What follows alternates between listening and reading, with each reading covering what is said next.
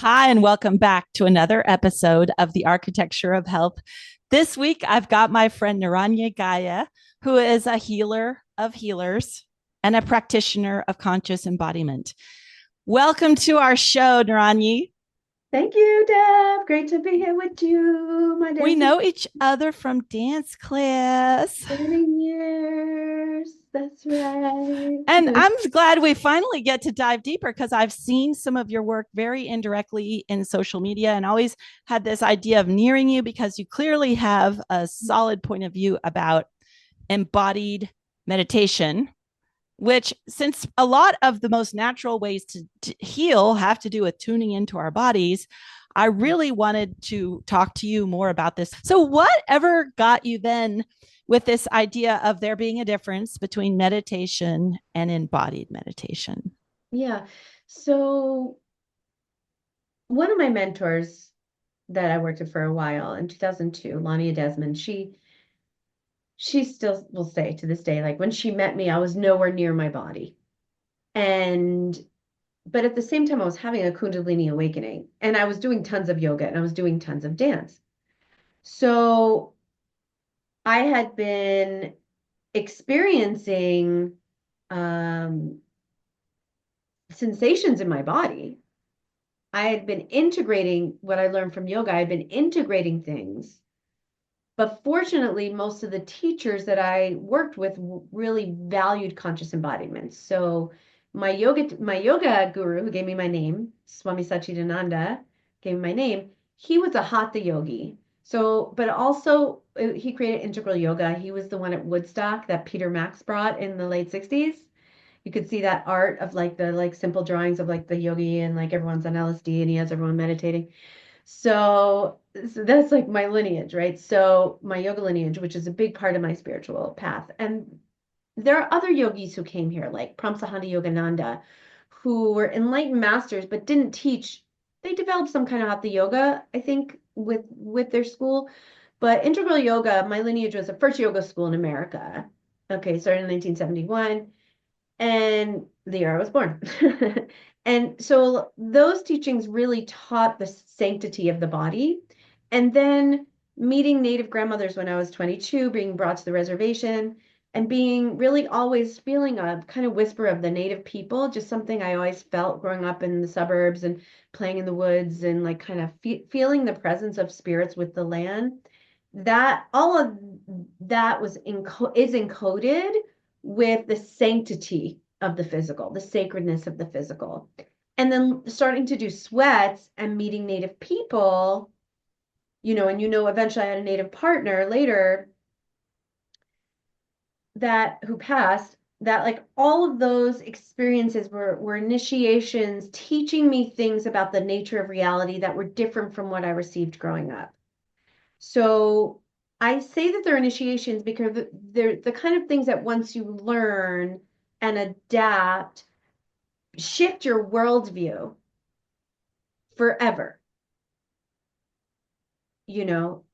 And sometimes you'll receive initiations and they're like seeds, and then they blossom later. You might see that with your kid, like, well, he heard that in somewhere somehow and does that now. Like there's seeds that are planted that then blossom, right? So the embodiment piece was really, it was encoded in the frequency of the prayers and the seeds of what I was doing. Now, my grandmother was a dancer, my mother's mom. So she started a dancing school in Brooklyn when she was 16. And in the 30s, like danced with a fan and then got into square dancing. And then my grandma and grandpa spent 50 years square dancing, and making the outfits and all that. So there's part of me in my code in the egg that was in my mom when I was conceived that held that story as we do of dance, right? But I wasn't like I was a gymnast as a kid. And so, but then I developed arthritis when I was 12, although it might have been a tick bite. Now that I think it was Lyme, actually.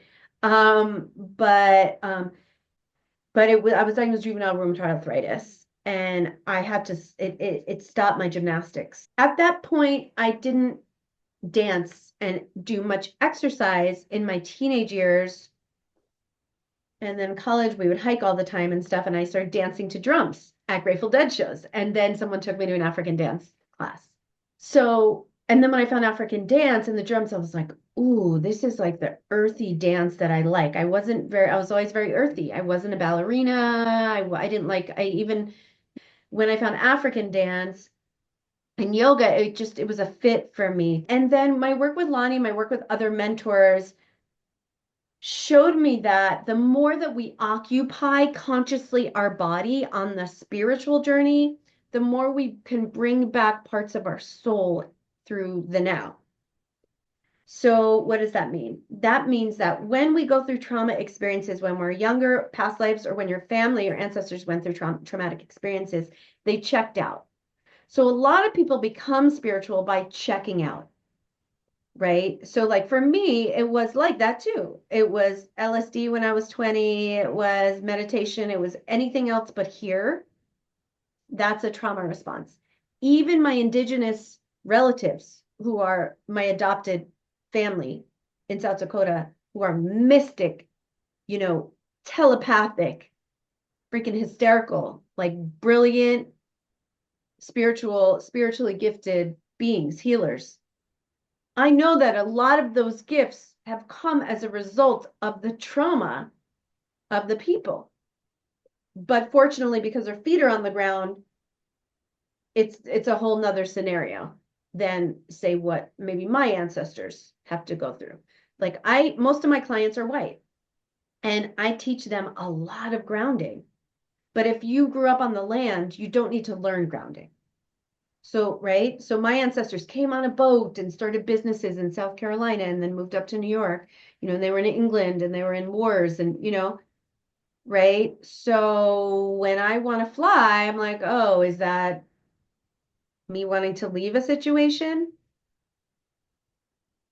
Or is that the guide, And so what happens in the beginning of the spiritual path, people are, and really, I'll say in the beginning of the spiritual path, if people are trying to get information, they can't get it. They're trying to get their wings flapping without their roots in the ground. And so that's why the embodied meditation methodology that I'm writing my book on, that I have a workbook on, my oracle cards are, that I work my clients on, that the 14, we're talking about the free opt-in in my website. We'll talk about that more in a little bit, but all of that works with something that apparently in therapy is called the bottom-up method, which you mentioned that as well.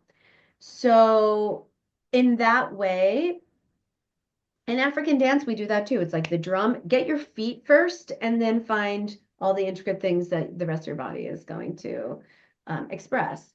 So what I found is that working and Carolyn Myss in the 90s, reading that work, remember Anatomy of Spirit, like all of that kind of helped me to start to fill in the part of me that was not quite clicking, I guess. Like learning how to ground myself at will and experiencing the emotional stability and intimacy that I can experience with nature through being present taught me. So it's like the energies taught me, showed me what I needed to feel peace, to feel purpose. And there's also honestly, what happened, Deb, was I was receiving so many initiations, like you can hear me threading a lot of pieces, that I got to a point where I was very confused. Like I felt the energy moving my body, but I was like, is that my guru? Is that my lineage? But I'm white. Like I'm not Native. I'm not African. I'm not Indian. And so that brought me into deep prayer and seeking mentors that can help me with integration. So the reason that I work with healers mostly and awakened leaders mostly is because I went through 10 years of awakening integration to be able to embody my higher self. And it's a practice. And I also work very closely with these enlightened lineages to receive the heart of the initiations. And then I created a system that's like the essence of all these practices and teachings.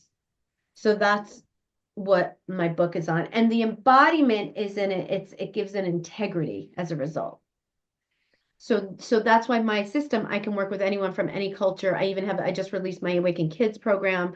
So I can even teach kids how to drop in to the moment to start to fill their energy, their physical, mental, emotional, spiritual, with those parts that maybe need some attunement and shift in perspective. Like shamans will say, like, remember, what was it, like Don Juan, like the whole like assemblage point, those like Toltec teachings. I don't know if you ever got into that, but like there's some shamanic, like Southern seer teachings that show like it's just a perspective shift Oh, that helps yes. you get attuned, right? So like it's really our perception that creates our experience. And even, like as a teacher and coach and practitioner, like if somebody isn't open to see things differently, it doesn't matter how much wisdom you have. But if they shift to be even a little more open, even in intimacy and love and family and relations, then you can start to receive.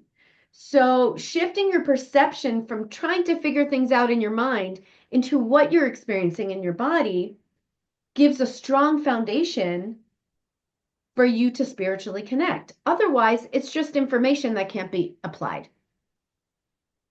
So much there that I took a few notes here.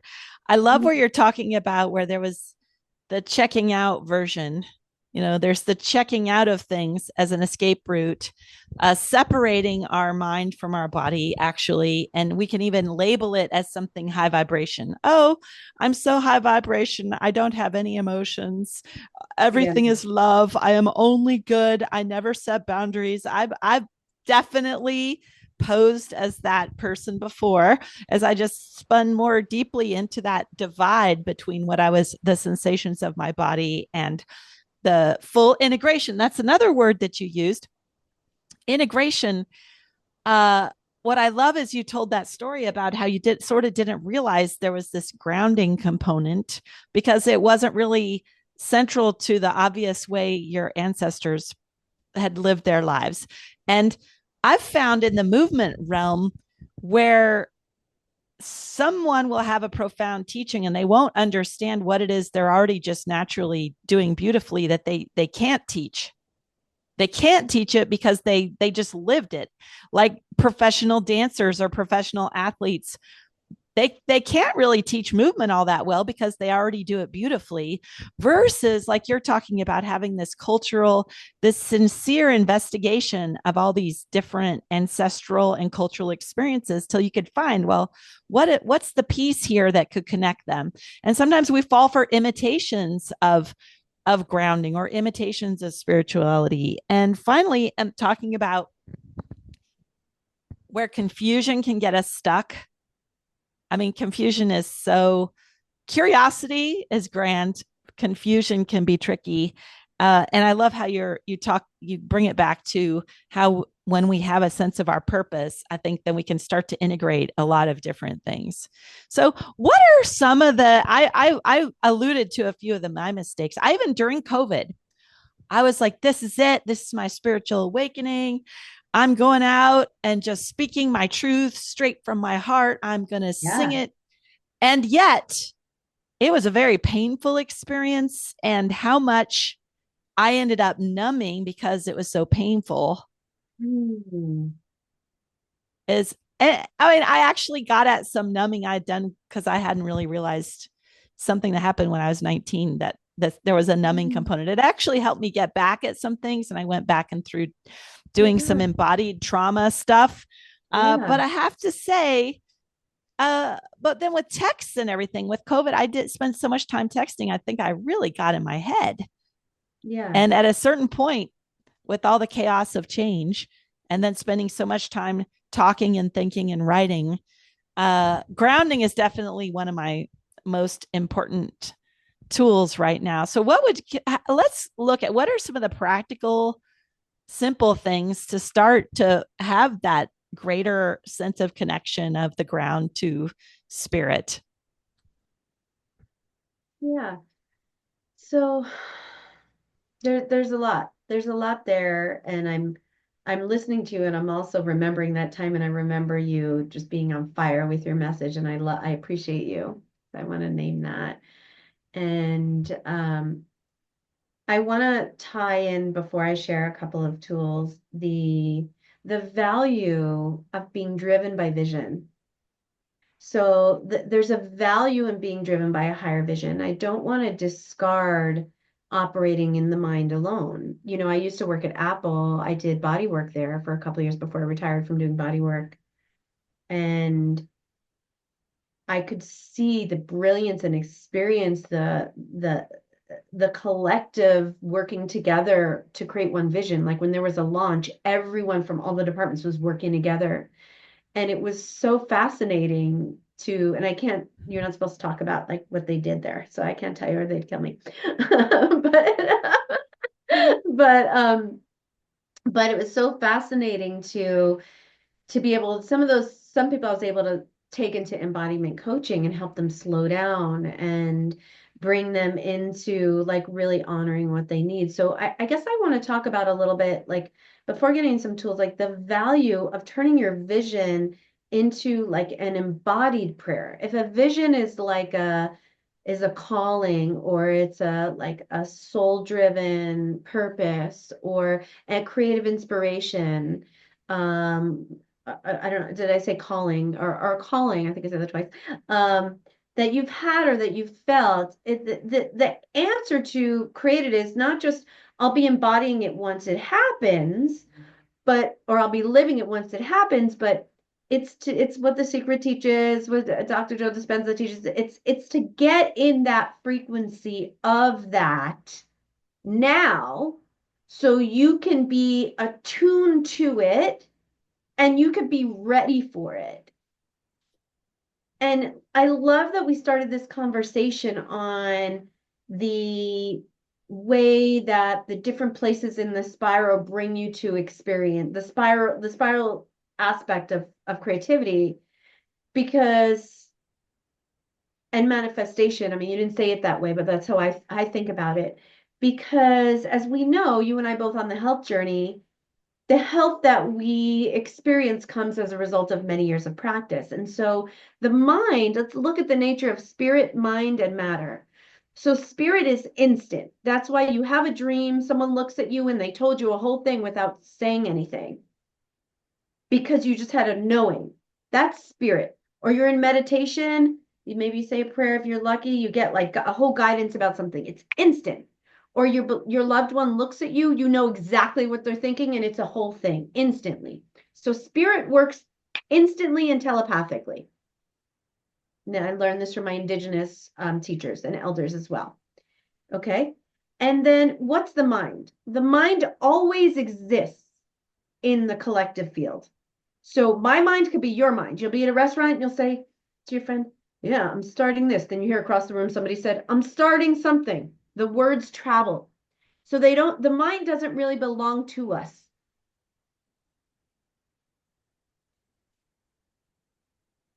Okay. So the mind doesn't belong to us. So the mind is the collective mind. Now, when you start to attune your body, like you do such beautiful structural attunement and alignment with people. But in addition to the physical body getting aligned, the physical body, which moves a lot slower when it comes to change than spirit or the mind. So a lot of frustration happens for people because they want it now, they've seen it, they've perceived it, but the physical body isn't there. Happens with dating, impatience. I want instant gratification. Oh, I could just press on this. Amazon's coming. When can it come? Tomorrow? Tonight? Can it come as soon as possible? Can I lose 10 pounds this week? How much weight can I lose? How quickly can I, right? But what's true is that in order to be sustainable, our native people also teach us, think about 7 generations, right? Right? Our African dance, right?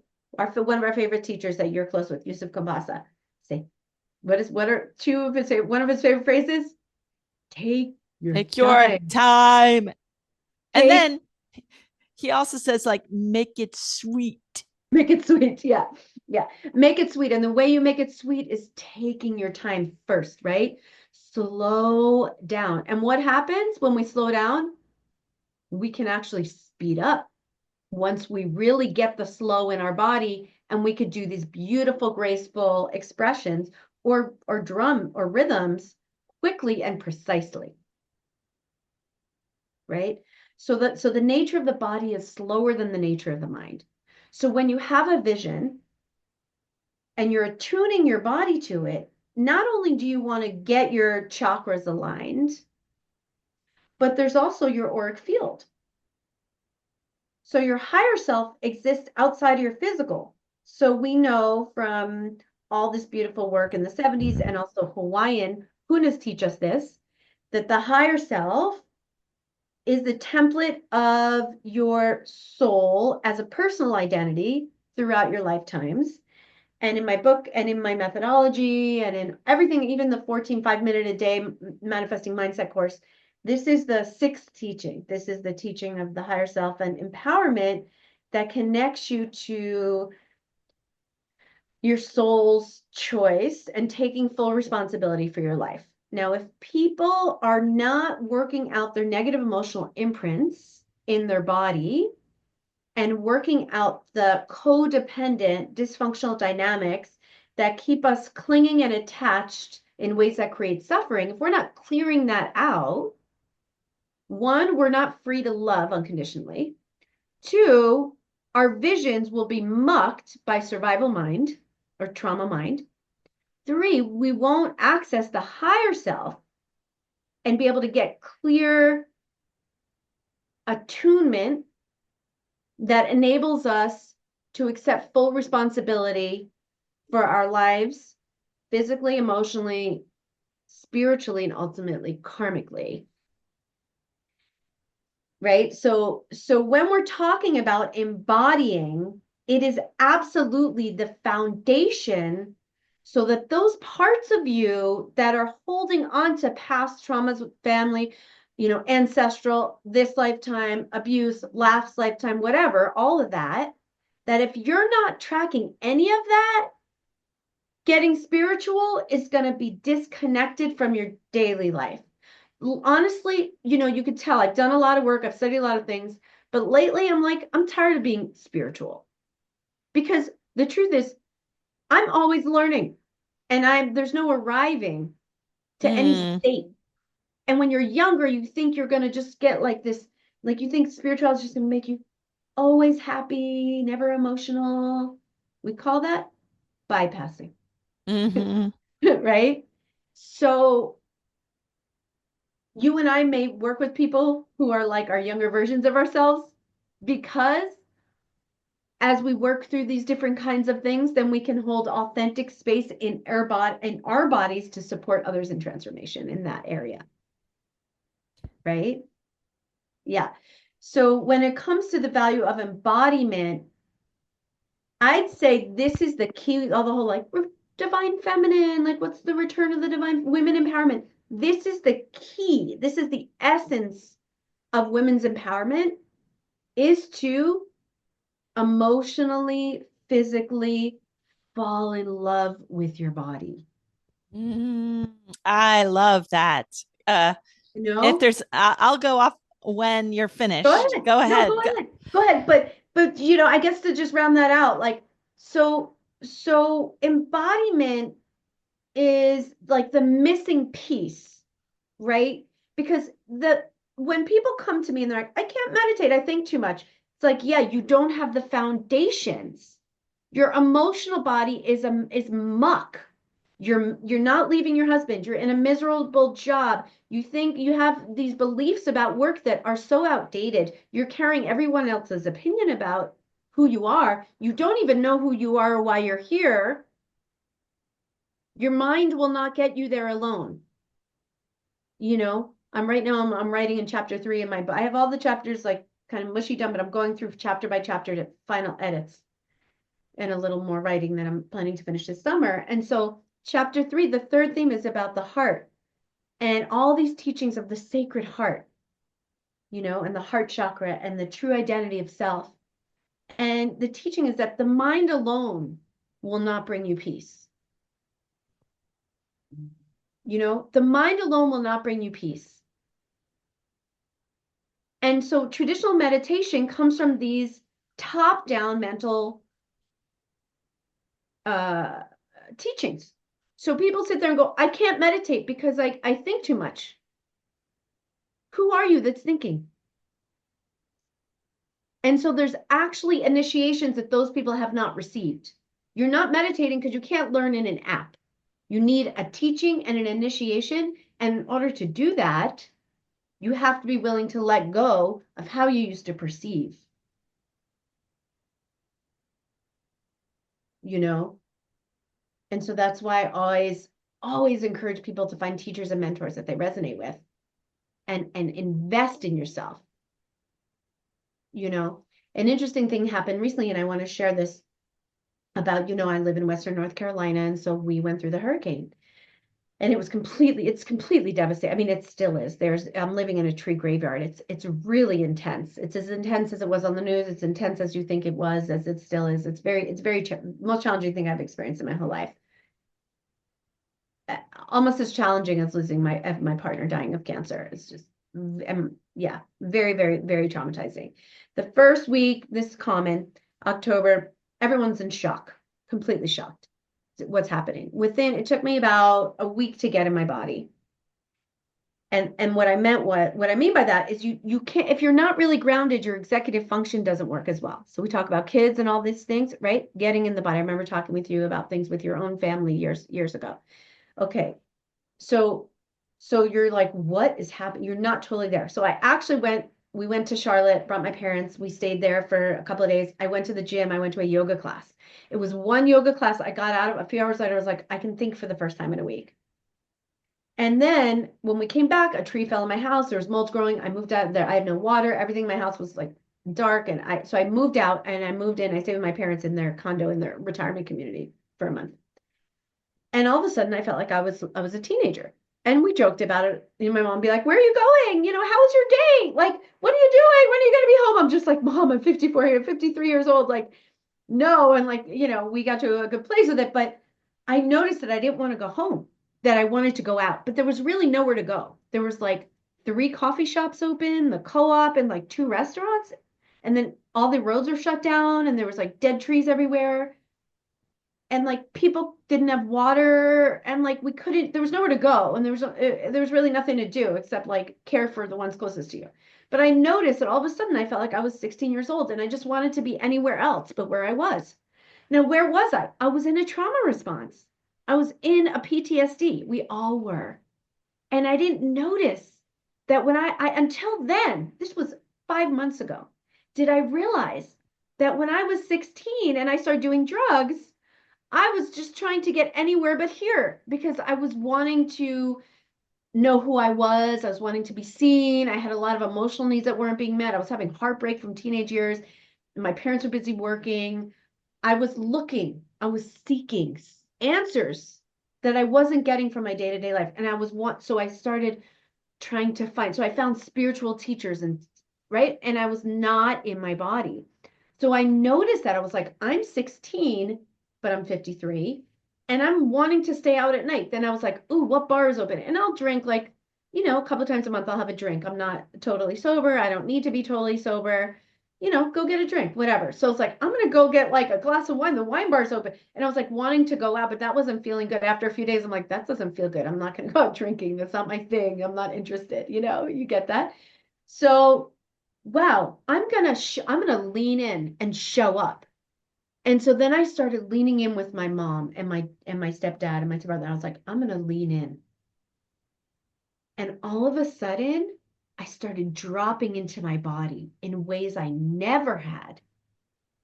Like I was grounding. And listen, I'm guiding my clients in grounding all week long. I started working with another coach, another embodiment coach to help me like get my head clear and like focus on everything I was doing. And I started experiencing more pleasure in my body. And I don't mean sexual pleasure. I mean just the lightness and joy of feeling safety and connection. I started walking on the grass behind the condos, getting my feet in the grass again and leaning in, because I know that checking out was not a sustainable choice. And that by showing up, I would feel what needed to be felt. And you know what? It wasn't so scary. So grounding is everything if people are not grounding. Once you ground, you want to start to notice what your body feels underneath the surface. You got your physical pain, then you have your emotion, your negative emotion that comes as a result of unmet needs. And then under that emotion is going to be an energy quality. You could light a candle, take a deep breath, sit at your altar, ground. You can get one of my courses. You can reach out to you or me, or you could just do it on your own because you're a sovereign, free being. And you sit down, you ground yourself, and you breathe, and you bring in your prayer, your intention. I'm ready to start making money. I want a relationship that feels good. I want to be healthy. I want work that means something. Pick one thing. Don't try to do everything at once. Do one thing. Ground yourself. Light a candle. I'm supported. I'm connected. Stabilize your nervous system. Get out of fight or flight into parasympathetic response. Then see what happens in the body. What does my body feel around this? Notice your emotion, notice the physical sensation, and then notice the energy. When you stay with that energy and breathe, you will get to the root of your problems. I love this. I love this. Yeah. Go ahead. And then your heart starts to awaken. Now, if you want to integrate your spiritual practice, put a picture of Jesus on your altar, put a picture of your ancestors, put a picture of Kali or the goddess. I don't care. It's all divine. Whatever, however you connect with the divine. And you can even offer something, like whether it's lighting the candle, a flower, the four elements are always good, can't hurt, that comes from all traditions. And that helps open the heart. You're in a relationship with the sacred, right? And then the initiations of the heart start to come, which is understanding who you are. And then from there, you might go through a dark night of the soul if you really do the practices. So it's good to have mentors, because all your shit that's not pure, that's in the way, will need to come out. You'll need to detox spiritually. That will happen. So that's the first 4 basic teachings that I take people through. Once people get through that, then they can start to, the third eye can open, work with the higher self. You start to attract new things. You start to recreate your life, and you have the freedom to, because you're not restricted by those negative emotional pattern beliefs that are locked into your physiology. Oh, there's just so much here. I'm going to go all the way back to where you said, fall in love with your body. That uh, I have this paradox of having to both absolutely love every bit of everything that's going on in my body and my clients' bodies, because it's the perfect response to every ancestral stress, to every environmental interaction, to every thought, to every piece of furniture, to every breath of air. We are exactly perfectly living in response to the accumulation of all forces. So it's the most holy of holies that the aggregate of every single thing resides in my body. If I was hit by a car, if I drank plenty of water and have lush, like hydrated, beautiful skin, the story is here. And yet we can aim at, and the trauma is here. And yet we can aim at what we want to be, what we aspire to be, what would benefit all of us. So the starting point has to be loving what is, and the loving what is loving our body and everything around, like this acceptance, I guess, of all that is, versus, like we both said, I think the disembodied meditation is escapist versus it as a portal, like our body as a critical part of this. And I wanted to say, guys, for those of you who know why I call myself yoga survivor, I was trying to go sort of past my limits in an aggressive way. I was like, I want to feel the stretch. I thought feeling the stretch meant feeling my body. No, feeling the stretch might mean that you just felt damage.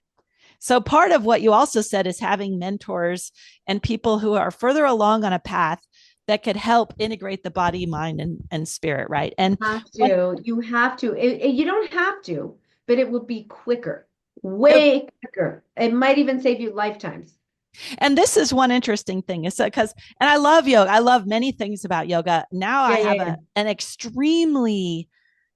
extremely nuanced appreciation for the exact parts as it's gotten across the ocean, and the parts of it that came from the English military in India, the parts of the hatha yogas, even some of the I studied 16 types of yoga when I was really into it. I studied with 200 teachers. I taught 15 times a week, and there was that impatience, right? But the other part of it was blind belief that if these people are further along than me, or this is older than me, then it's got to be, everything I'm learning has got to be good for me. And it wasn't. And the interesting thing is that we can make the mistake of being heady, like top down and not feeling things, or we can be so bottom up that we don't use our mind. What's happened to me is since I went past my ligaments limits and I can't feel if I'm doing damage pretty much. And many people who overstretch, the risk is you can't feel when you've overstretched. So you just keep overstretching. And then you're seeking a sensation rather than seeking what's best for your structure for the rest of eternity. And so the nice thing is this, over COVID, I learned from several great master teachers to apply my mind. Right. Now, I could feel in my body, but even sensing in my body has a limit because of the numbness. And so then I started to apply the mind too, to like, oh, well, this movement makes us better at walking, and this movement is making me worse at walking. So having, so I love what you're saying is what we're really doing is the spiral all the way up and down from the ground, the gorge. Well, and I finally learned this incredible foot activation just yesterday, this incredible thing that changes the whole structure, just all the way up, that I'd never found anywhere else in my 30 or 40 years of seeking this stuff. And so whether it's a motion I start from the top and it goes all the way down to the ground. In fact, the reason I pick sprinting is it's coming from the ground up and out, and I'm flying. And then my head is taking me all the way back down into the ground till there's this springy spiral. You can go and like my guru would say that, you could go from the physical to the spiritual body, or you can go from the spiritual to the physical. So you can go either way. You could go both ways. Yeah, you can go both ways. But for most people, mind over matter doesn't work because it's covering versus discovering. Yeah. And if I hadn't, exactly. And the thing, the root of the problem was I was just following instructions when I overstretched myself. But you also had a lot of different teachers and lineages, so you might not have had anyone really tracking you. And also what you're talking about now and what you seem to be standing for is something that's really an evolving knowledge. Like I see you at the forefront, Deb, of an evolving embodiment knowledge that didn't exist in those lineages, because traditionally yoga was about ascension. It wasn't for like being in the world, right? And just keeping people foundationally healthy. So we have to understand that as well. So the goal, what I was told, was the goal of physical yoga is so that you can meditate, right? So now things are shifting, but also in the physiology, those places that aren't structurally aligned, like there's stories in them. So what most people are missing is that there's the mind is not separate from the body. Also, you also have your own. So when your higher self is activated and you start to train and bring energy down through your crown and your body, that's a little more advanced what you're doing, but that you start to embody your unique frequency of mind. And then it's easier to be able to decipher what's yours and what's not yours. So we're talking about integrating the mind and the body here. Yeah. And I love what you were talking about too with, slow, patient, slow. A fascia takes 2 years to shift. And we are more made of fascia than almost anything else except liquid, Yeah. right? And so the patience to retension, the lines are structural lines so that we could float through more of life and it become effortless, and losing the struggle. It takes diligence, and that's one reason I'm attracted to the everyday. Yeah. Yeah, because if moment by moment feels good, you're going to have a great life. Yeah. Yeah, Yeah. exactly. It's been really interesting to work on see what's happening as my body's changing in menopause. I got bit by a tick in the beginning of spring of 2022. And I went to my colleague who's a naturopath who I just mentioned. I was like, can you help me? I think I might have been exposed to Lyme because I had a poison ivy and then I had like a red circle forming around the ivy from the tick bite. And so I did an 8-month protocol and I lost 20 pounds in menopause and I kicked in like doing core strengthening 3 days a week and like my body really changed and I lost a whole bunch of weight, which is not common in menopause, and changed how I was eating, found out all my food allergies, and my whole structure of my body is changing. My shoulders are dropping. I'm 53. My shoulders are finally dropping back into my body. That's what's going on. I was telling you about my arm. It's like there's something unwinding there. And at the same time, I'm also tracking emotionally what's there and noticing where my vibration changes. Like when my shoulders drop down, actually my voice comes from a deeper place. And then the more I feel safe to show up, the more I'm showing up, the more I can be seen, the more I have success in my business and my projects. People feel more comfortable with me as I feel comfortable in my own skin. And, I can't say enough about integrating, understanding your emotional process and your life lessons with what your body is telling you. And that's why I am writing a book on embodied meditation. Do you have a title for it yet? So right now the system is called Awakening Map. It's not trademarked, but is the Awakening Map methodology, the 12 sacred themes of embodied awakening. And basically it's a comprehensive system that teaches you how to work with your field through conscious awareness. I shared 4 of the themes, grounding, feeling, love, and clearing.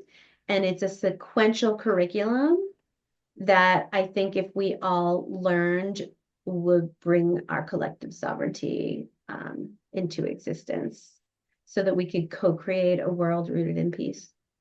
I love that it's a system.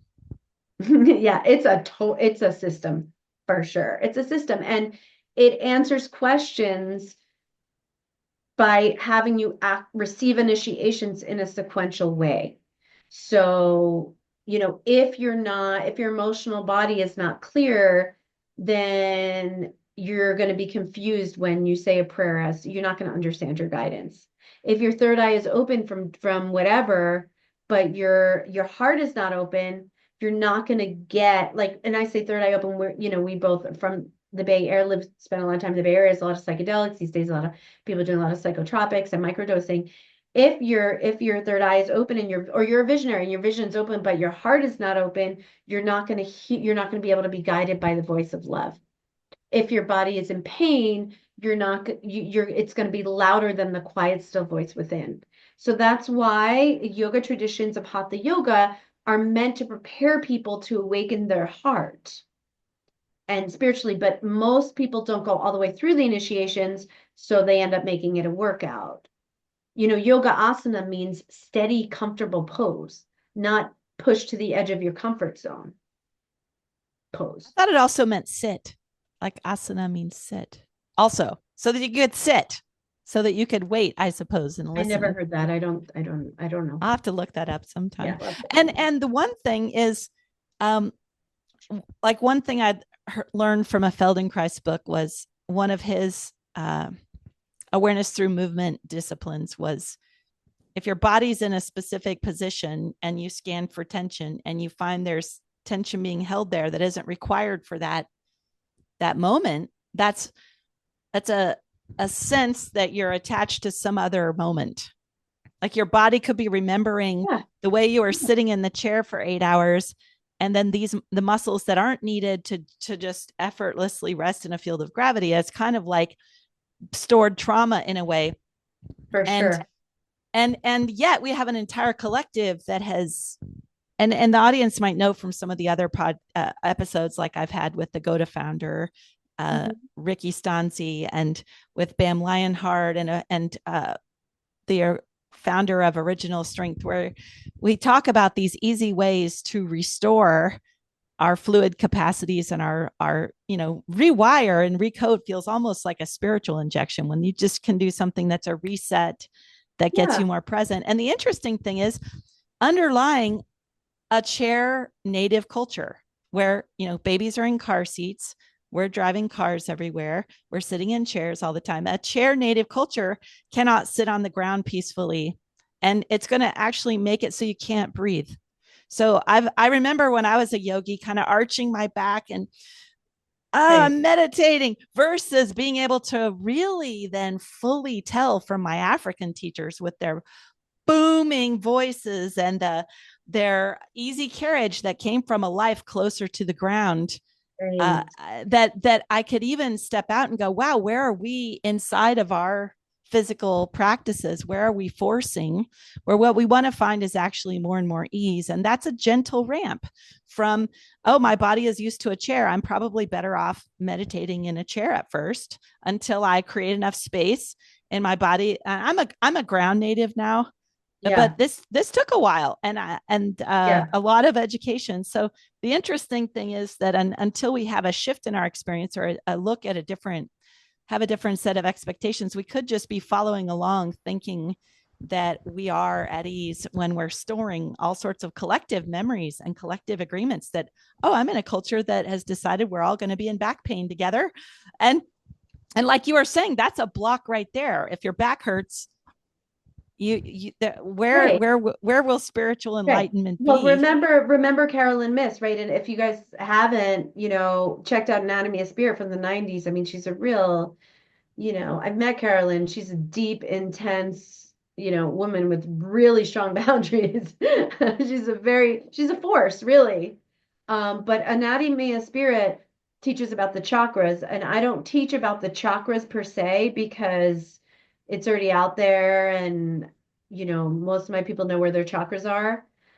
But if you don't know where your chakras are, definitely check out Anatomy of Spirit, because it's a really good foundation to understand what those contracts are, right? Oh no, I know what the book was. It was called Sacred Contracts. Remember that book? Did you ever check that out? I've heard it referenced a few times. Book. That's what I wanted to go to. Both are good. But Sacred Contracts talks about those unconscious contracts and how you're playing them out. So I love what you're saying, because you're recognizing that there's a subtle unconscious agreement that we're all going to sit in chairs, right? What if we got on a plane and we all sat on the ground? I love going to these like Japanese and Chinese spas where they have those like little short to the ground booths where you get the water and you like spray it all in all your parts. Yeah. And me too. I mean, even now I'm sitting in a chair, I'm sitting cross-legged. I could tell you could easily move the way you want, where you want. I could tell you've evolved free of a chair. And the interesting thing about Japanese culture is we have 4 times the number of hip and knee replacements. Many of our hip and knee replacements are in the active population under the age of 60. It's people are exercising, they're stretching, they're going to the gym, but it's not integrated movement. Versus in Japan, where they've integrated getting up and down from the ground gracefully and resting in certain positions. They've had that integrated since childhood. So there's not this disruption, and then this harsh attempt to repair, and then this disruption. And so culturally, there are a lot of answers in a lot of places, as you've obviously spent a lot of time searching around. Well, there's a lot of, thank you. There's a lot of, the nervous system is different. I think every culture has a medicine. I think each race, I know people are now like, there's no such thing as race, but I was taught that there's, we all come from Africa. We evolved out of Africa, and that the different races have a medicine, just like everyone has unique gifts, right? So when you mention about the physiology of, say, the Asian culture, I also tune into the nervous system, right? So the wiring, right? So where is your nervous, like how is your nervous system operating?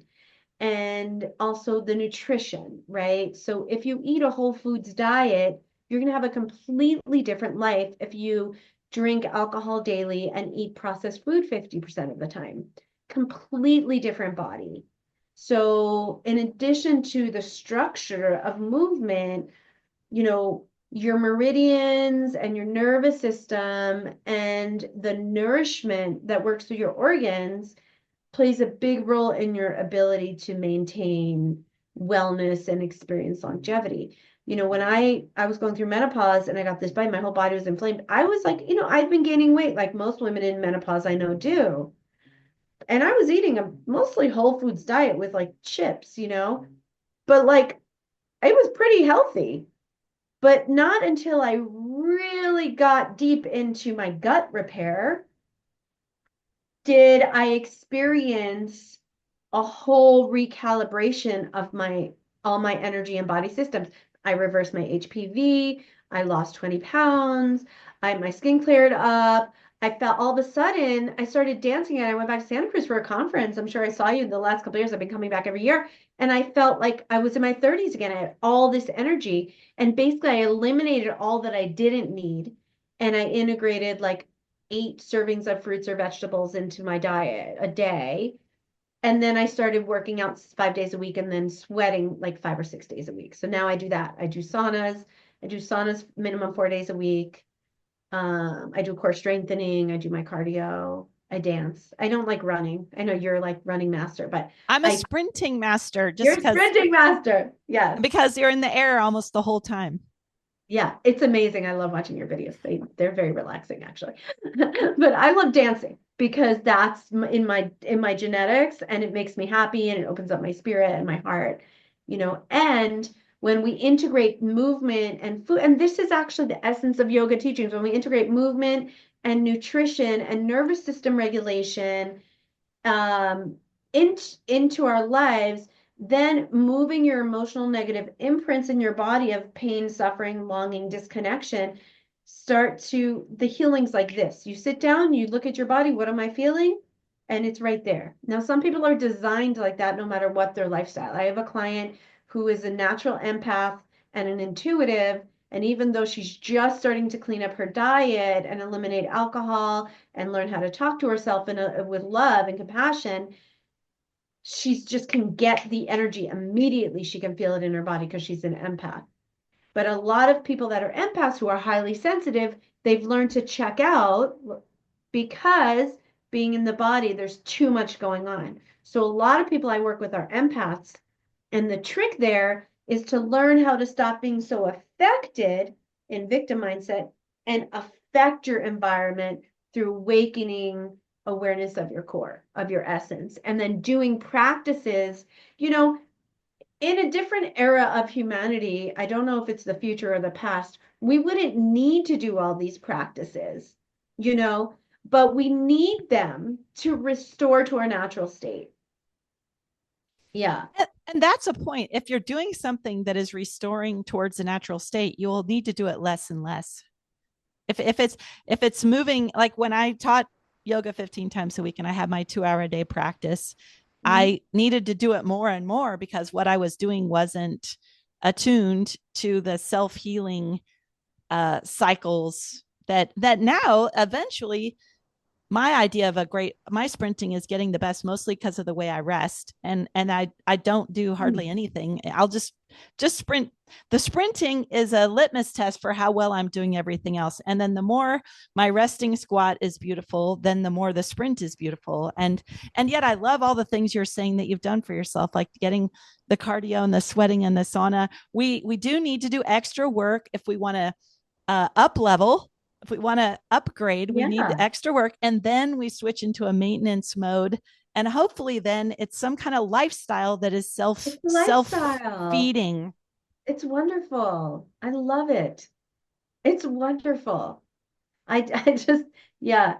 It took me time to like it took me till I was about 50 to find Pilates. And I mean, I couldn't even roll myself up and down. And you know, I've been dancing all those years, so I developed some kind of core, but I couldn't even roll myself doing, the Pilates, like the Pilates roll up where you roll. I couldn't even do that when the first 2 weeks when I started.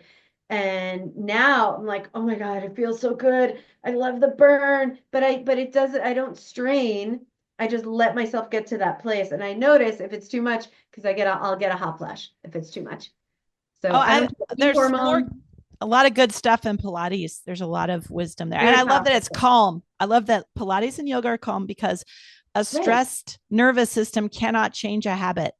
It's got to No, be rooted, careful. exactly. Like my sprinting, like I was telling you, is better because I don't do anything exciting.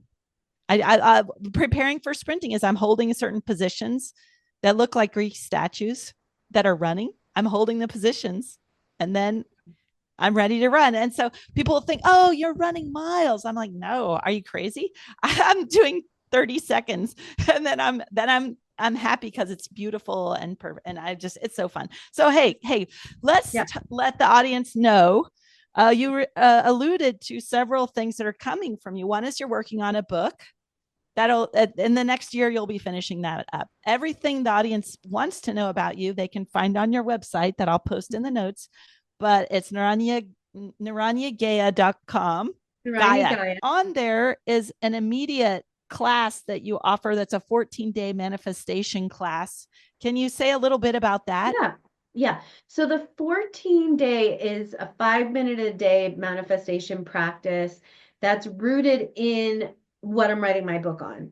So like the deepest work that I do is on this embodied meditation and mindfulness training.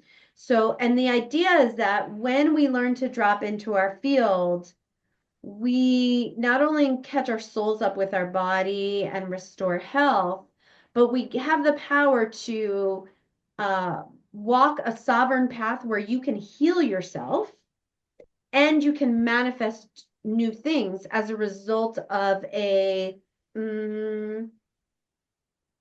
congruency of conscious presence. Okay. So I can't be as present if my body's in pain. I can't be as present with you if my needs aren't met.